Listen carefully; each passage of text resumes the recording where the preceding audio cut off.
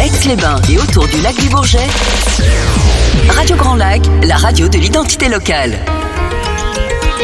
Parlons du territoire, le journal d'info de l'Agglo Grand Lac sur Radio Grand Lac.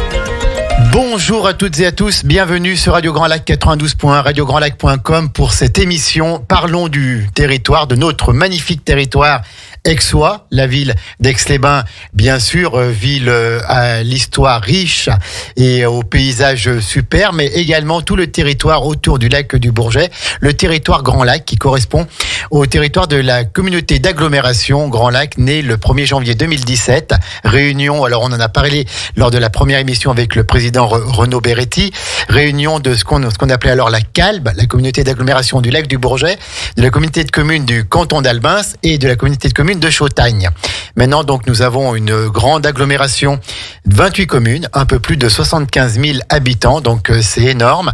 C'est une grosse machine et on a vu en fait, il y a un mois avec Renaud Beretti, que c'est une grosse machine qui est vraiment au plus proche des citoyens. Quand on a créé, quand cette communauté d'agglomération a été créée le 1er janvier 2017, tout le monde avait un petit peu peur d'avoir affaire à une grosse usine à gaz qui soit loin des préoccupations de la population. Et en fait, on s'est aperçu avec le président que ce n'était pas ça. Donc, ce matin, nous avons la deuxième émission dans le cadre de ce partenariat et je reçois Thibaut Guigues, qui est vice-président de Grand Lac, en charge de l'urbanisme, du logement social et de la politique de la ville. Renaud Beretti, pardon. Thibaut Guigues, bonjour. Vous allez bien ? Oui, ça va bien, impeccable. Alors, Thibaut Guigues, vous êtes maire adjoint à Aix-les-Bains. Au Parc et Jardin, notamment. Voilà, tout à fait. Voilà, qui sont juste là. Vous êtes vice-président de Grand Lac et depuis le 1er octobre, vous êtes président de Métropole Savoie. C'est cette structure qui pilote un peu l'aménagement sur un territoire qui va de la Chautagne à la Combe de Savoie. Oui, c'est ça, Métropole et Savoie. Qui pilote notamment ce qu'on appelle le SCOT, le schéma de cohérence territoriale. Alors c'est tout nouveau. Ça fait 3 semaines que vous avez pris les habits de président. Donc on va parler un petit peu de tout ça. On va parler avant toute chose donc de vos délégations à Grand Lac, l'urbanisme. Important, une délégation importante quand on a 28 communes, 75 000 habitants. On imagine le nombre de demandes qu'il peut y avoir, que ce soit des permis, des déclarations préalables, que ce soit des lotissements, que ce soit toutes ces choses-là. Le logement social avec la tension que nous avons actuellement sur notre territoire depuis déjà des années avec plus de demandes que d'offres. Et puis la politique de la ville, je pense que ça touche plus la ville d'Aix-les-Bains.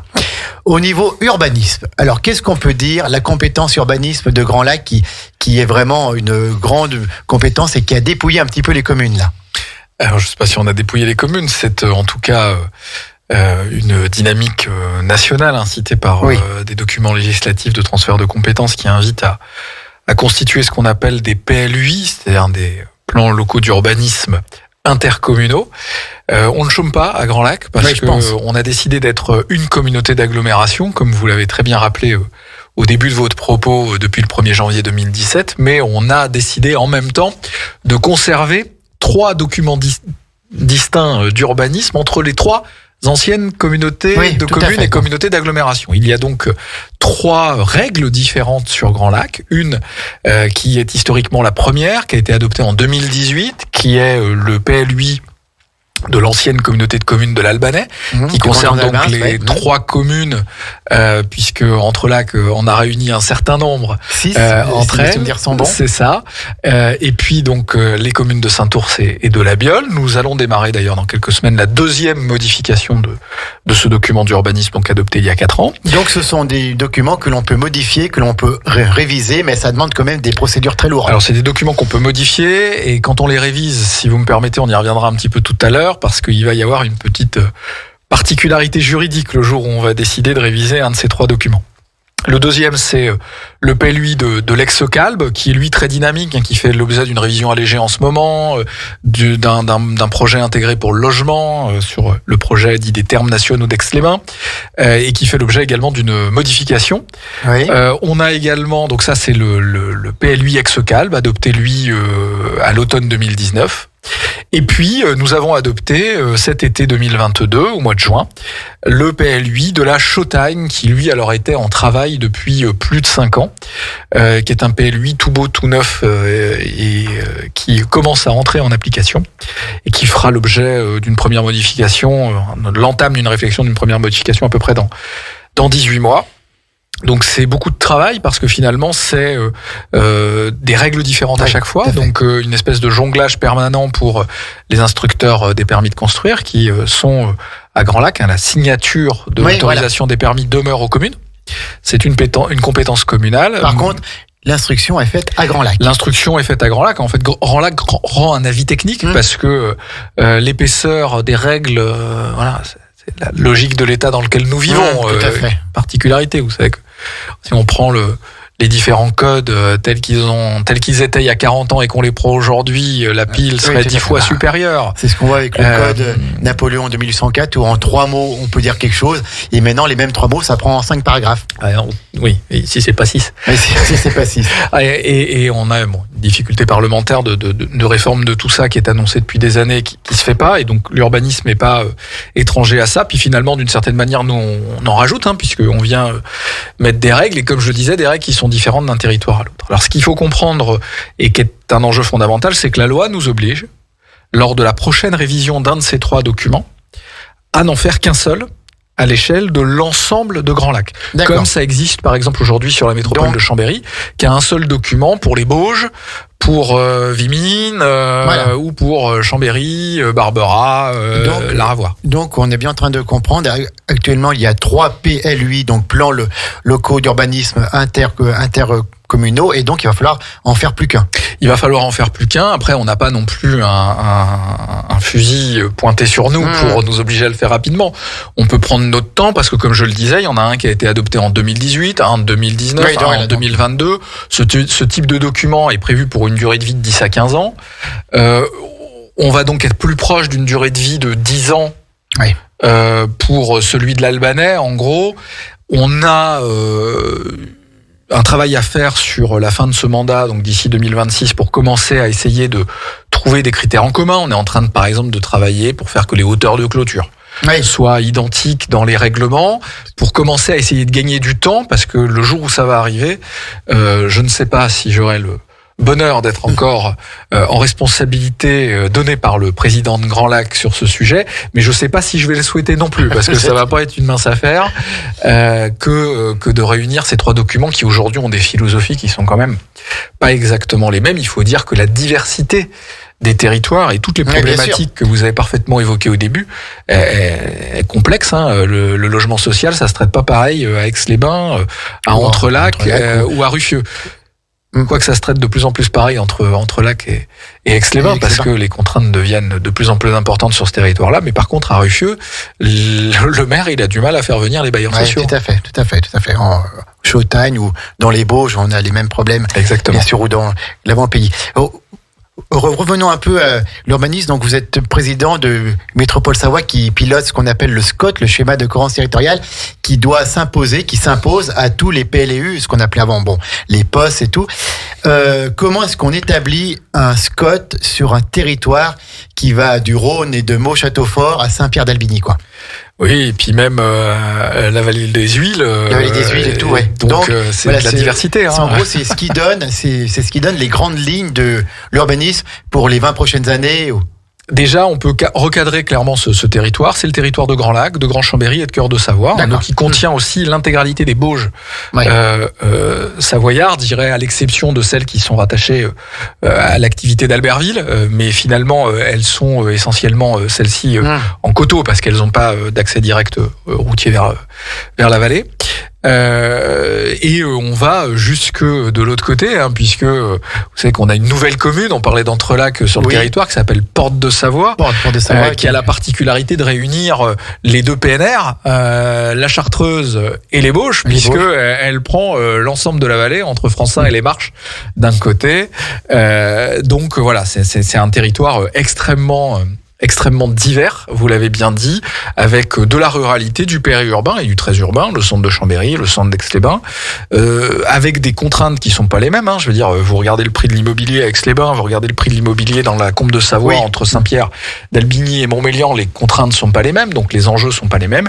Mais en tout cas, depuis la fin des années 90, il y a un partage qui a été porté par des personnalités très importantes, sont mes prédécesseurs à Métropole Savoie, comme Roger Rinchet, Thierry Repentin, André Quétévenon, qui ont eu une vision très tôt sur le fait que il y avait là une espèce de destin commun d'une Savoie urbanisée qui partageait un certain nombre de choses. Ce destin commun, il se traduit dans un document qui s'appelle le SCOT, le schéma de cohérence du territoire, qui a été adopté pour la première fois sur notre territoire en 2005. À l'échelle nationale, quand ces documents au début des années 2000 ont été permis, parce qu'avant ils n'existaient pas, le SCOT de Métropole Savoie est le 3e qui a été adopté en France, et surtout il a été à l'époque reconnu comme exemplaire.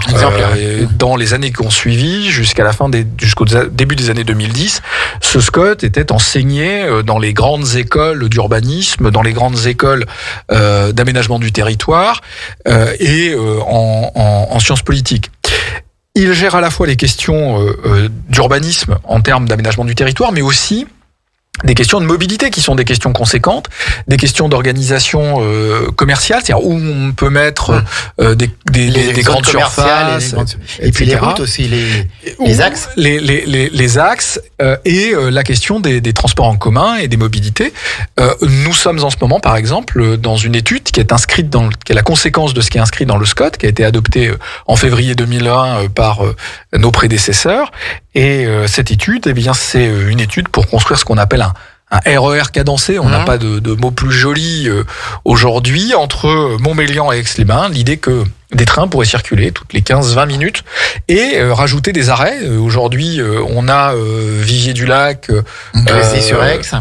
Oui, alors Grésy c'est de l'autre côté, mais dans l'axe Vivier-du-Lac, ensuite Chambéry, et puis après, je suis même pas sûr qu'il y ait un stop au sud de Chambéry. Et l'objectif, c'est de rajouter un arrêt supplémentaire à Vauglan.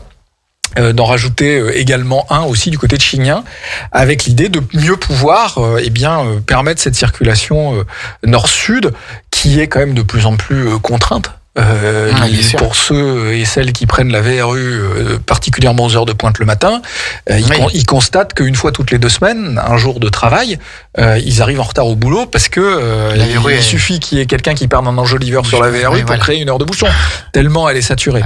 Et malheureusement, ce qu'on voit aujourd'hui nous amène à penser que ça va être de pire en pire. Donc on essaye de trouver des solutions, mais c'est des solutions coûteuses, qui sont longues, qu'on doit faire en partenariat entre les différents communautés de communes et communautés d'agglomération, et puis en partenariat aussi avec la région qui est le gestionnaire des transports sur le ferré. Donc voilà, Métropole Savoie, c'est quelque chose de très grand. Il faut dire que c'est au-dessus des PLU, mais il y a au-dessus du SCOT autre chose qui s'appelle le SRADET. Me demandez pas ce que veut dire cet acronyme immonde, mais qui est piloté par la région et qui donc en gros donne les grandes lignes que les SCOT doivent respecter. Ça doit être le syndicat régional d'aménagement et de développement. Schéma régional d'aménagement et de développement durable du territoire. Ça doit être quelque chose comme ça. Et la dernière chose qu'il faut dire, c'est que en dessus, il y a encore les lois d'orientation d'urbanisme. Oui, mais celle-ci s'applique, je dirais, de manière transversale. La dernière chose à ajouter peut-être, c'est de dire que ces documents sont des documents d'intention. En droit de l'urbanisme, il y a 2 notions importantes. La compatibilité et la conformité.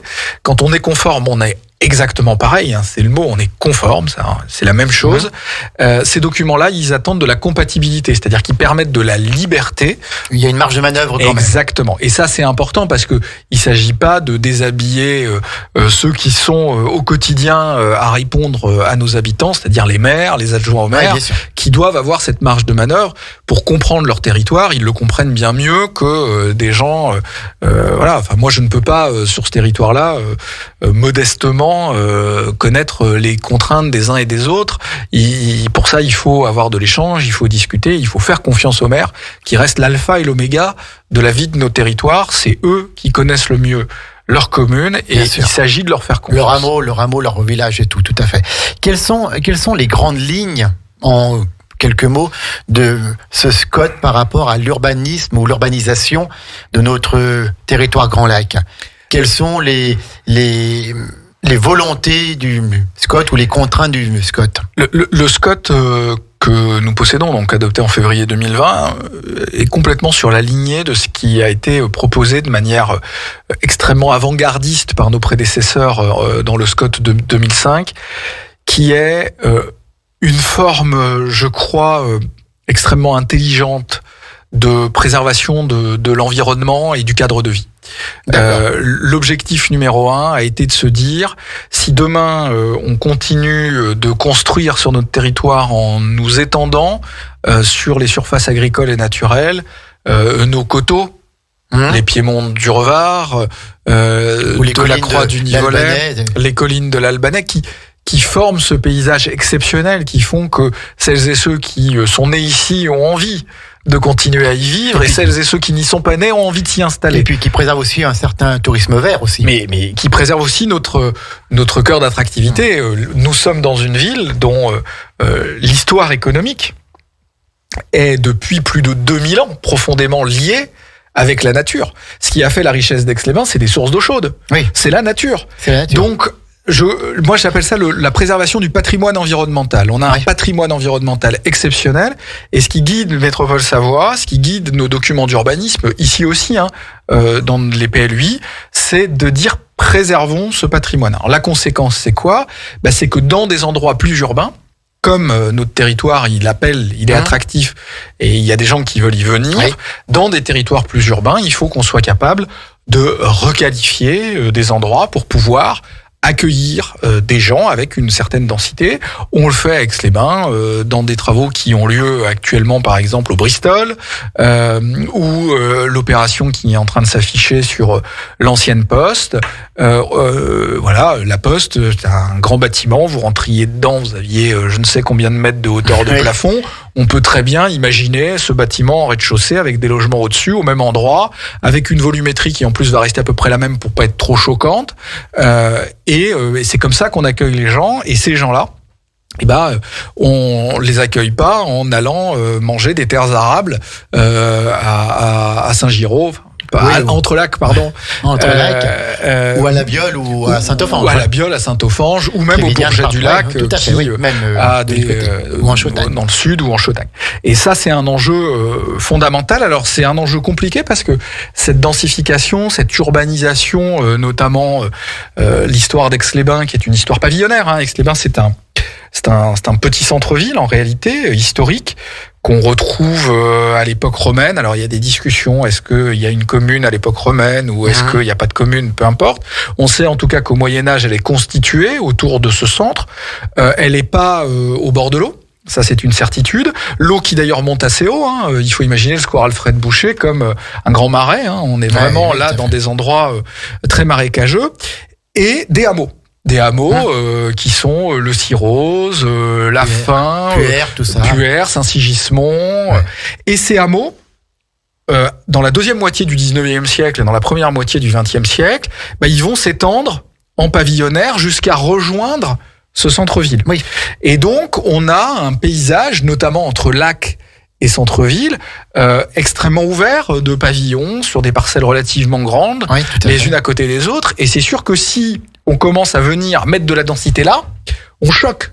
Donc il faut qu'on aille doucement et que cette densité, elle vienne plutôt en proximité directe du centre-ville, là où vous avez déjà du monde, vers les Prairians, par exemple, là où il y a les services, là où il y a des zones médicales, des commerces, tout ce qui est en train de se faire dans une espèce de réhabilitation qu'on maîtrise pas, mais que je trouve moi très qualitative, de la partie de l'avenue du Grand Port, entre la rue de Genève et le rond-point de l'hôpital, avec l'installation même de nouveaux commerçants qui dynamisent l'endroit, de petites promotions immobilières qui viennent amener de la densité, qui viennent requalifier des parkings ou des zones qui étaient un peu abandonnées, parce que finalement, comme on était dans ces faubourgs historiques, cette première proximité, vous aviez là des ateliers, d'imprimeurs, des artisans, qui étaient restés au fur et à mesure du temps. Et donc, on a une transformation, mais cette transformation, elle doit se faire, je dirais, tranquillement, doucement, pour être accepté par la population et pas à grands coups d'opérations de centaines de logements qui choquent, et c'est normal. Justement, qu'est-ce que vous pouvez dire, vous qui êtes en charge, Thibaut Guic, de l'urbanisme Grand Lac, à toutes celles et tous ceux qui disent à Aix-les-Bains, ça bétonne, ça va construire sans arrêt, il y a de plus en plus d'opérations immobilières, voilà, etc. Qu'est-ce qu'on peut répondre à ça?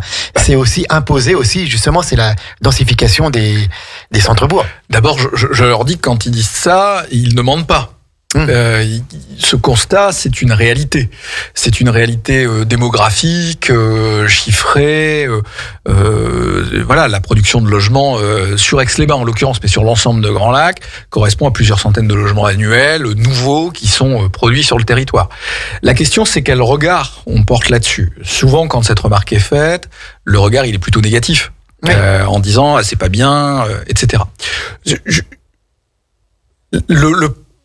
L'opinion que chacun peut développer à l'égard de ça doit pas apporter de jugement de valeur dans notre engagement politique. Enfin, je veux dire, on n'est pas là, on s'est pas présenté à des élections pour être des pères fouettards qui allons à imposer des grands principes. On porte des grands principes.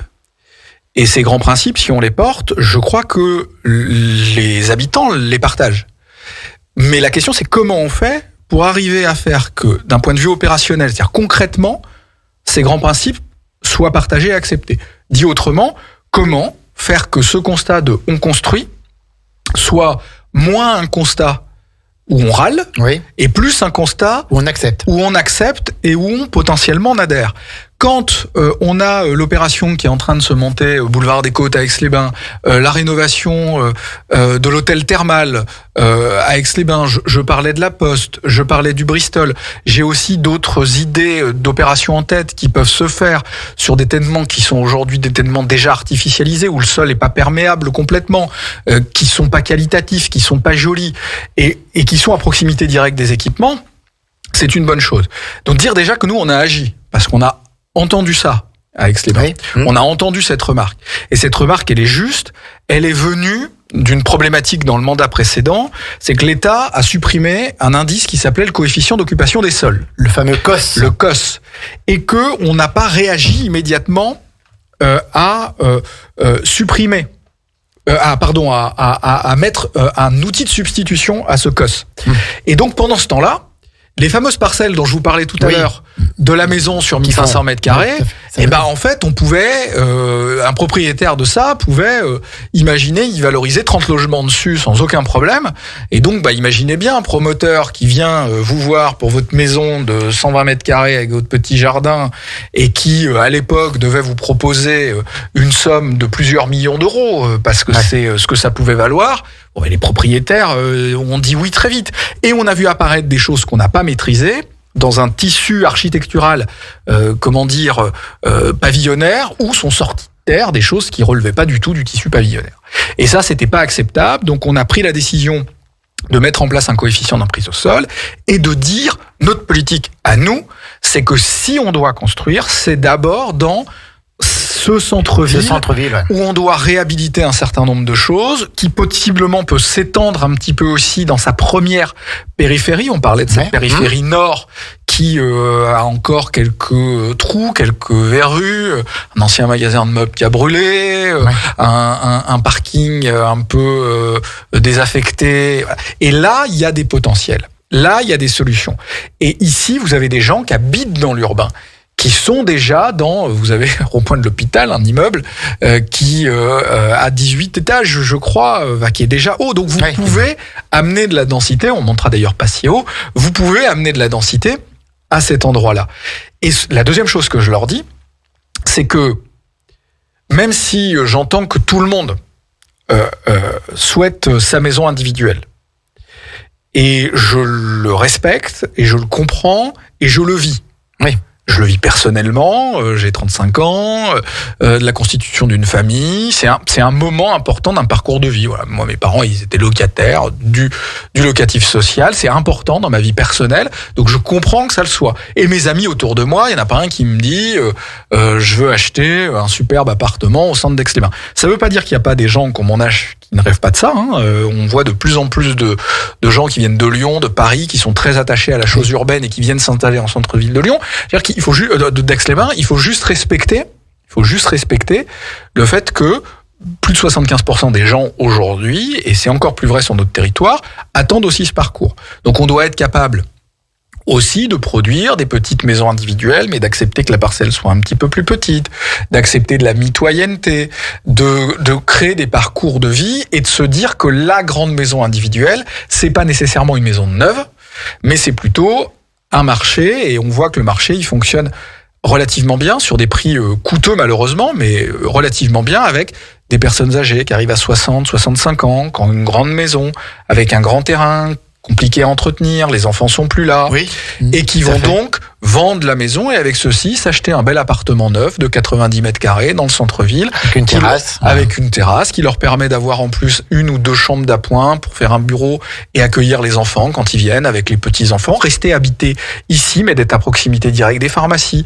des commerçants et des artisans exceptionnels que nous avons dans le centre-ville, et notamment pour manger, ce qui est quand même plutôt sympa avec Aix-les-Bains. On est bien nourris, on va dire ça. Vous allez me dire, certains, le maire serait là direct physiquement, avec moi ça se voit. Et en tout cas, ce parcours de vie, il fonctionne, il marche. Donc, il faut qu'on soit capable de continuer à l'alimenter.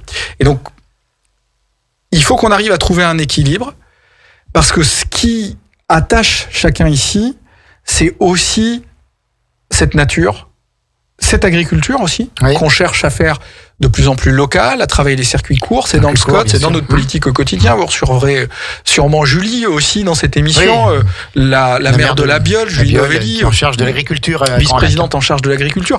C'est un vrai sujet.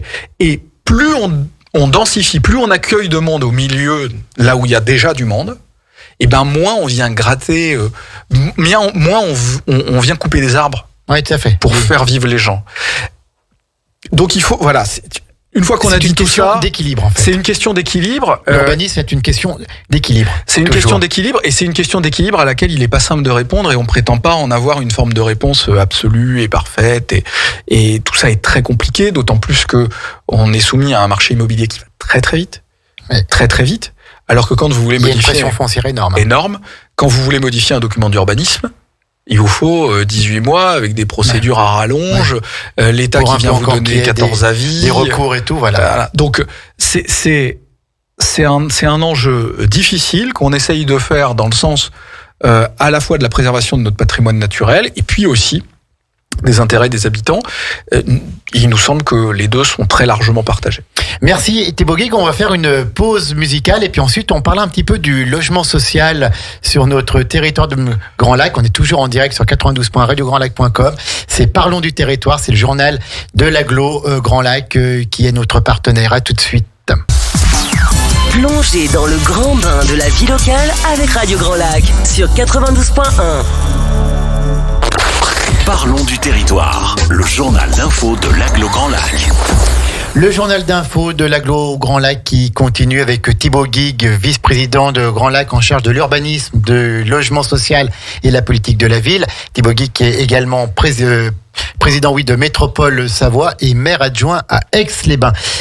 Thibaut Guigues, on a parlé dans cette première partie un peu plus longue que prévu parce qu'il y a tellement de choses à dire sur l'urbanisme. Donc on a justement parlé de ce domaine difficile, de ce domaine ô combien complexe, mais ô combien important pour la vie quotidienne de toutes et tous, l'urbanisme. Je voulais maintenant qu'on dise un petit mot sur le logement en général et le logement social en particulier, puisqu'il y a une grosse demande. On voit bien quand un propriétaire bailleur un logement à mettre en location dans les 2 heures ou dans les 3 heures votre logement est loué, et on voit bien également le mal qu'ont beaucoup de personnes qui cherchent un logement social, que ce soit auprès de l'OPAC de la Savoie, de la SEMCODA ou de tout autre bailleur social, le mal qu'il y a pour trouver un logement, puisqu'il y a plusieurs mois, plusieurs années d'attente parfois.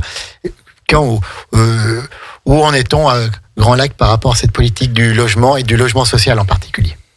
c'est un sujet connexe avec ce qu'on s'est dit avant. Et Vous avez 2 heures. et tout aussi compliqué.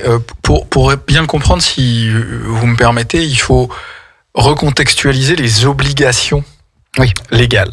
Parce que on est dans une forme de paradoxe français sans rentrer dans quelques volonté de dire la France c'est pas bien. Non, c'est pas l'objet. C'est de dire que on a quand même un pays particulièrement attaché aux lourdeurs administratives et aux règles qui ont un effet contraire à ce qu'elles souhaitent défendre.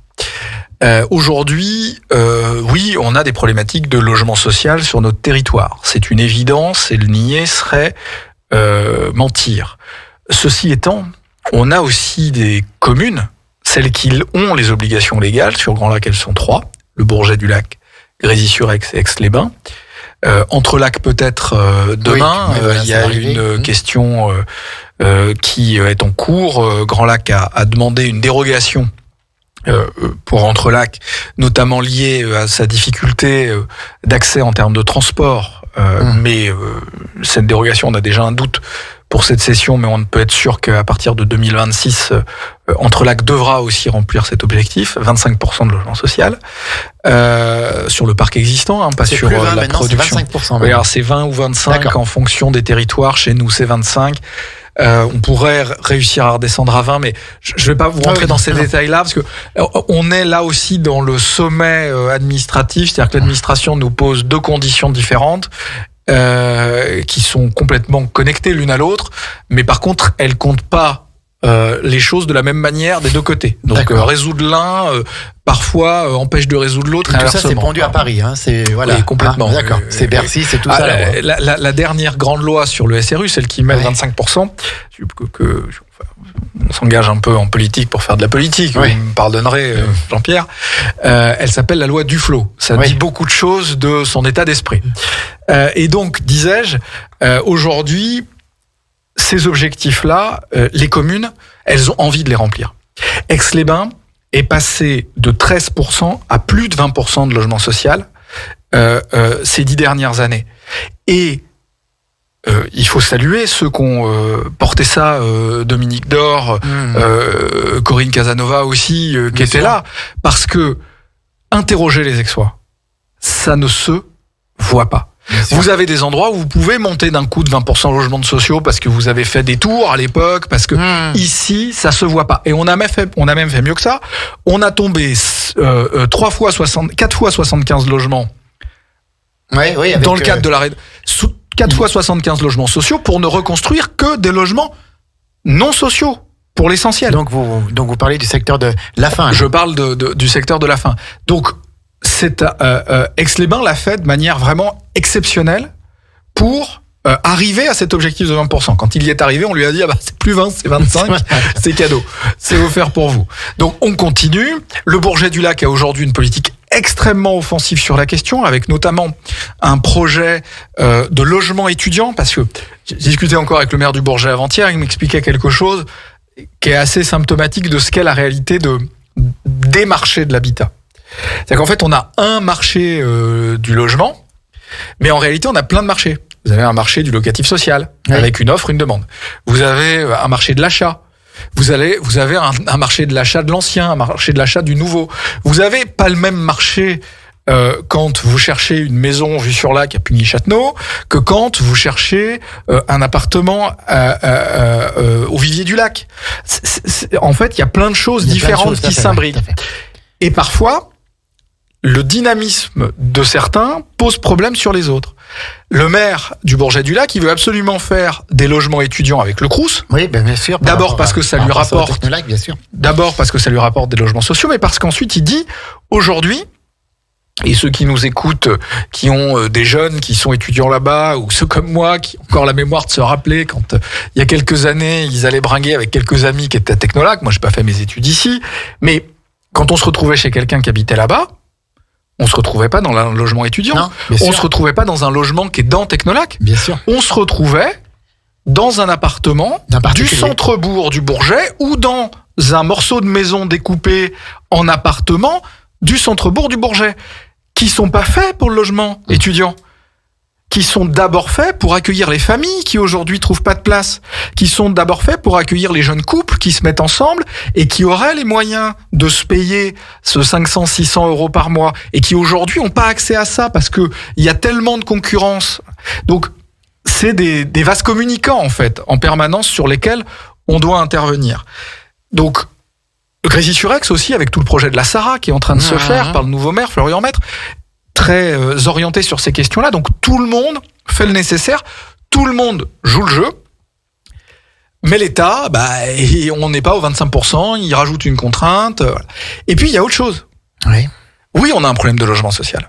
Mais l'exemple que je viens de vous donner montre que est-ce que le principal problème qu'on a sur le territoire en termes de logement, c'est le logement social. Je ne sais pas celles et ceux qui nous écoutent et leur sociologie, d'où ils viennent, qui sont-ils, quel âge ils ont. Mais quand vous avez entre 25 et 30 ans, que vous gagnez le salaire médian entre 1800 et 1900 euros à deux, et que vous avez un enfant, donc 3800 euros par mois avec un enfant, et les charges qui vont avec, c'est pas... Il y en a qui ont moins aussi. Non mais... C'est bien pour ça que je donne cet exemple. C'est bien pour ça que je donne cet exemple. Pour dire à quel point c'est difficile quand on est dans cette situation-là. Donc, qu'est-ce que c'est quand on est encore à moins? Là, on est au salaire médian, c'est-à-dire que théoriquement, la moitié de la population est en dessous de l'exemple que je suis en train de vous donner. Quand on a cette rémunération-là, avec un enfant, et le projet de vie, pour personne, c'est d'imaginer le logement social. Le logement social, c'est un point d'étape. Le logement social, c'est quand on est un peu plus en galère pour commencer à mettre des sous de côté et on veut devenir propriétaire. On veut ce qu'on appelle, nous, en langage techno, le parcours résidentiel. C'est-à-dire que dans une vie, on va démarrer dans un studio, puis ensuite on va prendre un appartement dans le social en couple, puis on va faire un enfant, puis ensuite on va avoir les moyens d'acheter un appartement, puis ensuite quand il va y en avoir d'autres, on va acheter un appartement plus grand ou une maison avec un peu de terrain, puis quand on va vieillir, cette maison, il y a trop de terrain pour l'entretenir, bouf, on va retrouver un appartement. Ça, c'est un parcours dans une vie qu'on va tous faire, qui est le parcours résidentiel. Cette famille-là, elle doit pas demander de logement social. Cette famille-là, elle doit pouvoir trouver dans le marché du locatif privé ou dans le marché de l'achat, elle doit pouvoir trouver un bien qui lui corresponde. Et aujourd'hui, elle le trouve plus. Et moi, quand je suis avec le préfet et que le préfet il me parle de logement social, je lui parle pas de logement social. Je lui parle de logement privé. Je lui dis, le problème, c'est qu'aujourd'hui, nous avons des gens qui sont demandeurs dans le logement social, qui mettent de la pression, mais légitime, parce qu'ils ont besoin de trouver un endroit pour habiter, parce qu'ils ne trouvent pas de solution pour se loger dans le privé. Et moi, je voudrais qu'une partie des moyens financiers que l'État a, mais que nous avons aussi à destination du logement, on puisse aussi les mettre pour ces primo-accédants, pour les gens qui veulent acheter pour la première fois, pour les gens qui veulent dans ce parcours résidentiel avoir quelque chose. Et ça, aujourd'hui, qui serait une politique intelligente, équilibré. Nous ne pouvons pas le faire parce que la règle, d'une certaine manière, nous obligeant à aller chercher ce 25% excessif, nouveau, arrivé à la dernière minute, qui est imposé, qui est imposé par la loi, Flo. Cette règle-là, en réalité, elle nous empêche d'avoir une politique d'habitat large, cohérente, qui s'adresse à tout le monde, voire, c'est même un peu plus compliqué. Quand vous obligez 20% de logements sociaux sur une opération, on va faire 40 logements. 25%, disons, 10 logements sur 40 logements. Ces logements sociaux, ils vont être vendus en moyenne 2100 € du mètre carré par le promoteur à destination du bailleur social. Lequel promoteur le vendrait par ailleurs 4000 € hors taxe. 1900 € de plus. Lequel promoteur, aujourd'hui, avec l'augmentation des coûts de travaux, est pas très loin des 2000 € hors taxe du mètre carré. Donc, là-dessus, sur ces mètres carrés-là, il ne gagne rien. Absolument rien. Mais vous croyez qu'il fait comment, le promoteur, pour récupérer sa marge, pour ce qu'on appelle en économie reconstituer sa marge? Il augmente le prix des mètres carrés des autres.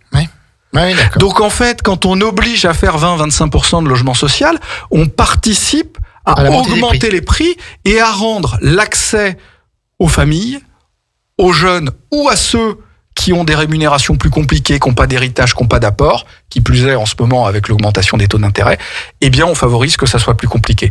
Moi, j'en appelle avec vous, à votre antenne, mais dans l'engagement que j'ai au quotidien avec les maires, avec la préfecture et même auprès des services de l'État à Paris, à ce que notre politique d'habitat ne soit plus borgne, c'est-à-dire ne s'occupe pas que de l'habitat public, ne s'occupe pas que du social, mais s'occupe de tout le monde. De tout le monde.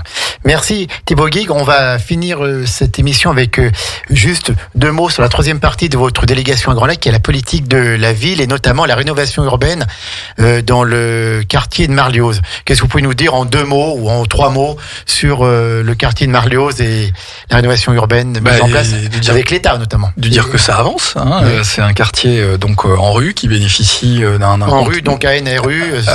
C'est l'Agence nationale pour la rénovation urbaine qui bénéficie donc de subsides importants à la fois de cette agence nationale, mais aussi de l'État en direct.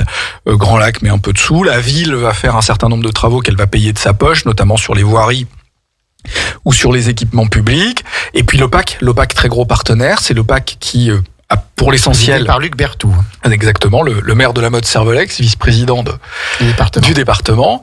Et l'OPAC, donc, c'est elle qui a porté financièrement l'essentiel de la charge de la destruction de la barre de la Cité, cette grande barre qui réunissait 100 logements, qui ont fait l'objet de relogement depuis des années au travers de la ville. 140 logements sociaux en moins. Et pourtant, on est passé à plus de 20% en arrivant à faire ça aussi. Bon.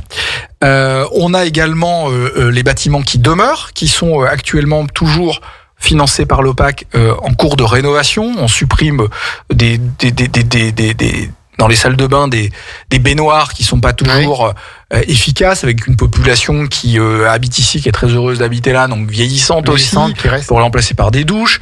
On crée des balcons à l'extérieur, on change les robinetteries, on modifie des choses qui sont importantes en termes de confort. On isole un peu peut-être. C'est ce que j'allais dire, on fait de l'isolation par l'extérieur.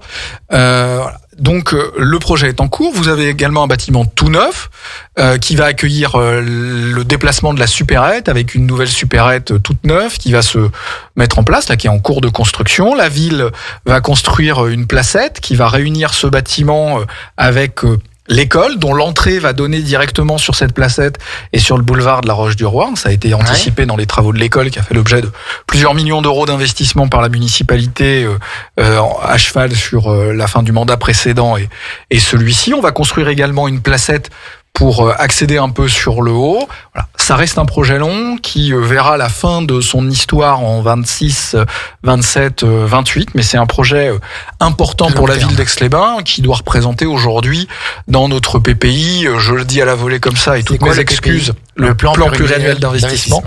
Je le dis à la volée et toutes mes excuses si je me trompe, mais on doit être dans quelque chose de l'ordre de 8 à 10 millions d'euros en fonction de comment on arrête 27, 28 le financement.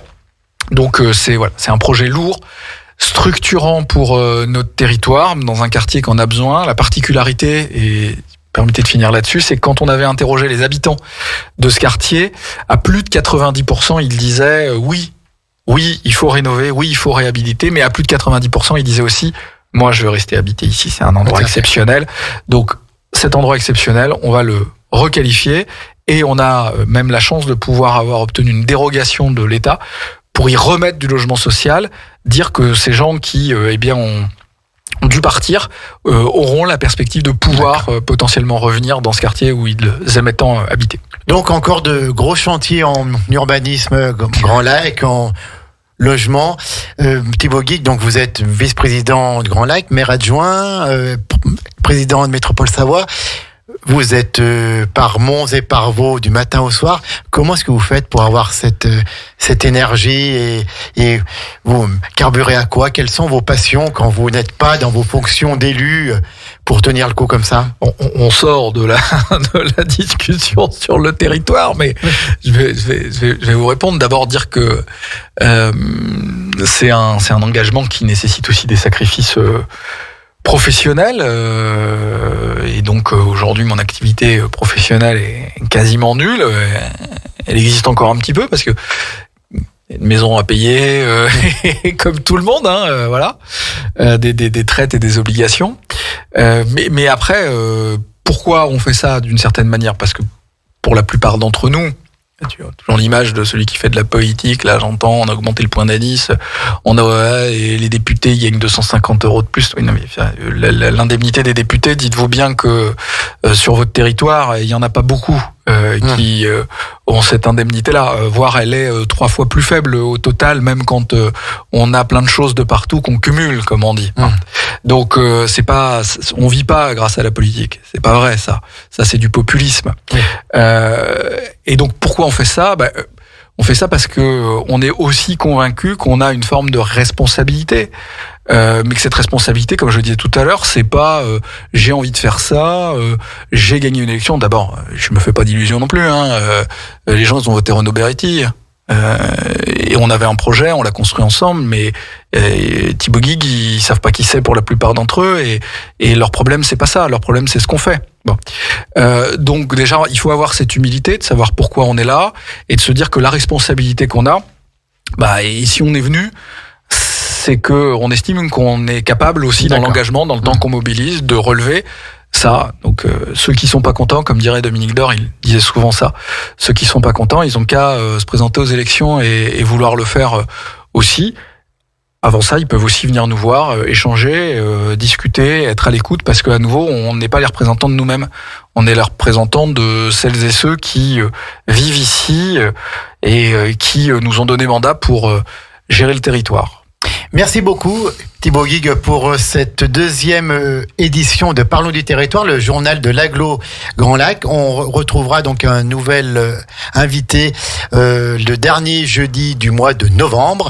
Donc on va attendre ça avec impatience. Ce sera le jeudi, je n'ai plus la date en tête, en tout cas ce sera le jeudi à 11h. Aujourd'hui on a démarré un petit peu en retard puisque vos fonctions vous ont retenu pour d'autres obligations. 11h55, on arrête ici. À midi, c'est Maxime avec le Flash Info local, le national et puis la météo. Et puis on vous souhaite une bonne journée à l'écoute de votre meilleure radio, Radio Grand Lac, 92.1, radiograndlac.com, et bon appétit à celles et ceux qui passent à table. Ne poussez pas le micro parce qu'encore, je vous dis au revoir Thibaut Guigues. Au revoir Jean-Pierre. Merci à vous, à bientôt. Radio Grand Lac, 92.1, le grand bain de la vie locale.